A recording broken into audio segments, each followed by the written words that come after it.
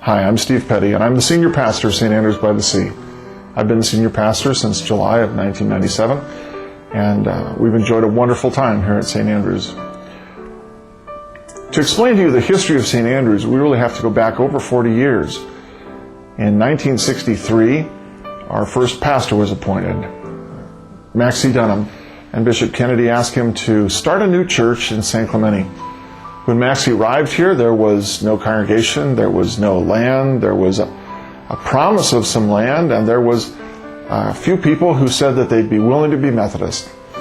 Over the next 9 months, Maxie called in homes, began to organize the church, and within that first year, he was able to also receive a gift of land. This hilltop here in San Clemente was the gift of the Reeves family, and they gave the whole thing to the church as a gift for the building of a Methodist church. Unusual in that they weren't Methodists. But the church received that land and quickly began the construction of a new unit.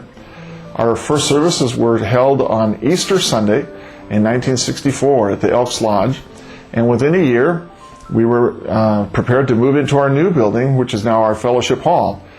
And on Easter Sunday, 1965, the congregation moved into that new building. The new building was everything. It was the kitchen, it was the social hall, it was the sanctuary. Originally, the sanctuary was designed to meet in the round. The pulpit was in the center, the altar was in the center, the congregation was around that location. It was very popular in that time. And then ultimately, we built our new building. And that was completed in the 90s, and we now enjoy our new sanctuary overlooking the ocean with a lot more picturesque and much brighter location. The church grew in the first few years under Maxie's leadership, and then Maxie was called to another church, and he was forced to leave. That's the way we do it in the Methodist Church. Every June or July, you get a new appointment, and so all of our appointments are 1 year at a time. When Maxie left, we received another appointment. A senior pastor came but was only able to stay a short time. And then another pastor came, was able to stay a few more years. The congregation actually didn't grow much during that time, but San Clemente wasn't growing. It had grown rapidly during the mid-60s, and then that growth kind of slowed down in the 70s. We saw a lot of changes in San Clemente begin to take place. When Jim King came to be the new senior pastor in the late 80s, Jim came to a congregation that was much changed, and Jim began to really offer the kind of leadership that would allow us to build our new sanctuary. During the early years of the church, a lot of fun things happened in the church. There were fellowship groups. We began to have our concerts on the lawn. The church was noted for its apple dumpling time. Many activities around the United Methodist Women, including their annual fashion show, were very, very popular with the people of the community. St. Andrews has always been noted for its music, and the summer concerts on the lawn were a big hit. And for many years, that was an opportunity to invite people up to the St. Andrews. Originally, it was outside the fellowship hall, and then later, as we built the new sanctuary, the concerts moved down onto the lawn below the sanctuary. Concert tradition still goes on today, not only during the summer concerts, but a winter concert series as well in the big sanctuary. The church grew and grew. During the time that Jim King was here, we grew quite a bit, and it was decided to build a new sanctuary.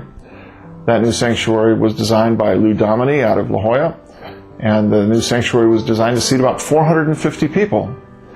When it was finally constructed, a great day in the life of the church. Many, many people assembled to see the beautiful stained glass window, to hear the choir, to hear the new organ. It was a great time. One of the things that we take a lot of pride in here at San Clemente is our care for all of the ages of people, and when we decided to expand the staff to a full-time associate, we were lucky to get Lucy Stafford Lewis. She's been here for many years, and she's brought a lot of wonderful leadership and a new breadth of understanding as we've had women in leadership in the church. We look back at a great history in this time. Many, many wonderful people have joined this church and been a part of this church over its history. From the time we've had square dances in the summertime, to the time when we've had fall festivals, to the time when the choirs would sing wonderful cantatas. Lots of history in the life of St. Andrews. And that's where we're glad to invite you to become part of that history, to join us now in the journey that goes forward. What new things will we be about? What new growth will take place? What exciting new ministries will develop? There's a lot of plans on the board, but mostly I just wanted to tell you that St. Andrew's history is built on its families, on all ages of people, and its growth and its development are only a prelude to what may yet come.